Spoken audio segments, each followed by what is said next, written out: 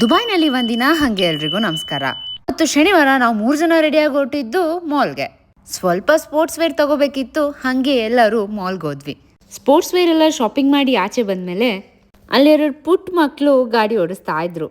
ನಾನು ನಮ್ಮಣ್ಣ ಹಿಂಗೆ ಇದ್ದಿದ್ದು, ಇವಾಗ ವಯಸ್ಸಾಗ್ಬಿಟ್ಟಿದೆ, ನಡೆಯೋಕ್ಕೆ ಜಾಗ ಇಲ್ಲ. ಅದರಲ್ಲಿ ಈ ಟ್ರೈನ್ ಬೇರೆ ಬರ್ತಾ ಇತ್ತು ಮಾಲಲ್ಲಿ.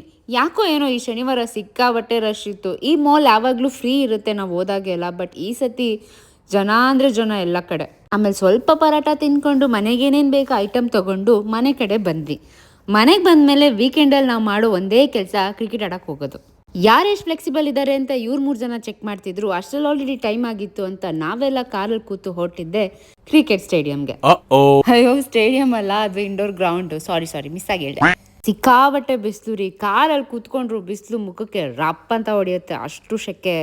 ಅವತ್ತು ಸ್ವಲ್ಪ ಬೇಗ ರೀಚ್ ಆಗಿದ್ವಿ. ಸೊ ಎಲ್ಲರಿಗಿಂತ ಮುಂಚೆ ರೀಚ್ ಆಗಿ ಸ್ವಲ್ಪ ಪ್ರಾಕ್ಟೀಸ್ ಕೂಡ ಮಾಡಿದ್ವಿ. ಆಮೇಲೆ ನಮ್ಮ ಗೇಮ್ ಶುರು ಆಯಿತು ನೋಡಿ. ಆಟ ಅಂತೂ ಸಕ್ಕತ್ತಾಗಿ ಆಡ್ಕೊಂಡು ಬಂದ್ವಿ. ಅಷ್ಟೇ ವಿಷಯ. ಮತ್ತೊಂದು ವಿಡಿಯೋದಲ್ಲಿ ಮತ್ತೆ ಸಿಗ್ತೀನಿ. ಅಲ್ಲಿವರೆಗೂ ಫಾಲೋ ಮಾಡೋದನ್ನ ಮರಿಬೇಡಿ. ಬಾಯ್.